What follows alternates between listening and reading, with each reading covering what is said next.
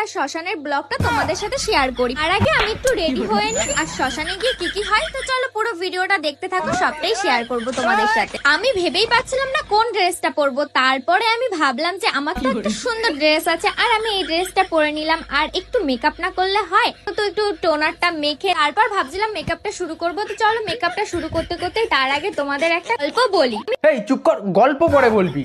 তোর দিদা মারা গেছে আর তুই এখানে দাঁড়িয়ে দাঁড়িয়ে ব্লগ বানাচ্ছিস, শ্মশান ব্লগ, তাও আবার মেকআপ টিউটোরিয়াল দিচ্ছিস মানুষজনদের। জীবনে অনেক প্রকার ছোট লোক দেখেছি, কিন্তু তোর মতো তো একটাও দেখিনি আমি। আর কোন মেয়ে ভাই তোর মতো এরকম ড্রেস পরে শ্মশানে যায়? আরে ভাই, এটা পাবে যাওয়ার ড্রেস, ক্লাবে যাওয়ার ড্রেস, তুই তো শ্মশানে পরে চলে যাচ্ছিস। তুই মানুষ না অন্য কিছু। আর দ্বিতীয়ত শ্মশানে ভাই কে মেকআপ করে যায়? কে? জীবনে আমি দেখলাম না আজ পর্যন্ত যে কোনো মেয়ে শ্মশানে মেকআপ করে যাচ্ছে।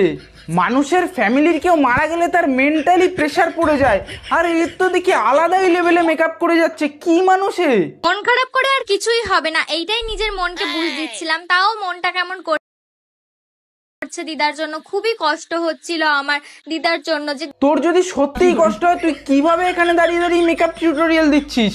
কিভাবে এত মেকআপ করছিস? কিভাবে ব্লগ বানাচ্ছিস তুই? মানে মানুষ এখন ভাইরাল হওয়ার জন্য কত কিছু করে বেড়াচ্ছে, হেগে মুতে একেবারে সোশ্যাল মিডিয়াটাকে ভাসিয়ে দিচ্ছে। আর এইদিকে আমি মেকআপ করতে করতে দেখো মেকআপটা কি হয়ে গেছে, কারণ আমার এত টেনশন, এত কষ্ট হচ্ছে আমার দিদার জন্য যে আমি আর কিছুই করতে পারছিলাম না। তাই জন্য ভাবলাম যে একটু যেমন তেমন রেডি হয়ে ন্যাচারাল ভাবে যাই। জানো তো তোমাদের সাথে আমি ডেলি এটা যেমন তেমন মেকআপ না, মানে মুখে আটা থেকে ময়দা ধুলো বালি সব ঘষা হয়ে গেল, এরপরেও তুই বলছিস এটা যেমন তেমন মেকআপ। আর তুই কি বললি তোর নাকি তোর দিদার জন্য কষ্ট হচ্ছে? কোথায় মুখে কষ্টের ছাপ কোথায়? আমার তো এখন মনে হচ্ছে তোকে যদি বাংলাদেশ থেকে নোবেল পুরস্কার ছুঁড়ে মারতে পারতাম না, খুব মনটা শান্তি পেত।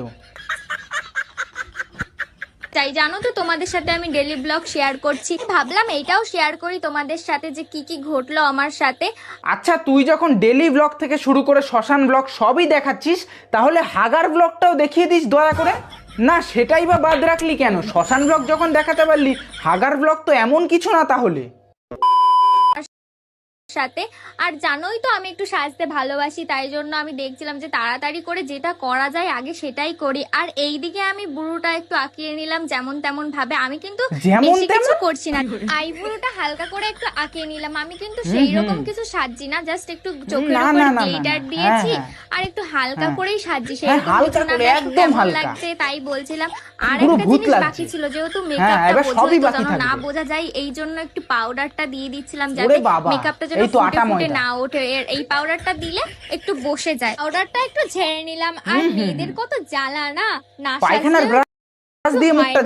আর ওইদিকে আমি ভাবছিলাম দিদাকে না নিয়ে চলে যায়, কারণ আমার সাজতে সাজতেই তো অনেকক্ষণ লেগে যাচ্ছে। তাও আমি একটু ভাবলাম যেমন তেমন করে যাই, যেমন তেমন, একেবারে যেমন তেমন, মানে কিচ্ছু দিইনি, না সাজলে না হয়। সেজেছি জাস্ট একটু হালকা করে লিপস্টিকটা পরে নিয়েছি, তারপরে আমি সেন্টটা মারতে ভুলে গেছি। আর হ্যাঁ, কোথায় আর সেজেছি, জাস্ট একটু লিপস্টিকটা হালকা করে পোদের উপর ঘষে দিয়েছি, সেন্টটা দিয়ে আমি ফিনিশিং করে দিলাম। দেখো মারতে মারতে আমি এতটা মেরে দিয়েছি, কি সুন্দর সেন্টটা। আমি তাই ভাবছি একটা কাজ করতে পারতিস তো, ওই পারফিউমের জায়গায় হেগে একদলা গু মুখে চটকে মেখে নিয়ে যেতে পারতি, সব থেকে ভালো কাজে দিত। আর এইদিকে চুলটা দেখো আমি একটু আঁচড়িয়ে নিচ্ছি। আর এইদিকে আমার লুকটা দেখো কেমন, একটু পরি পরি লাগছে না আমাকে? না দেখতে পরি তো না, ঝাটের বাল লাগছে। হ্যাঁ, ওই শ্মশানে গিয়ে উড়তি চালু ফিরতি চালু মস্ত গগন মে করতে থেকো, ঠিক আছে? তো চলো এবার চলো দেখা যায়। ফাইনালি আমি শ্মশানে চলে এলাম। আর সবার মাঝখানে ভিডিও করতে কেমন একটা লাগে বোঝোই তো তোমরা, সেই জন্য আর কারোর সামনে ভিডিওটা করলাম না, একটু ভিতরে এসে দেখছিলাম।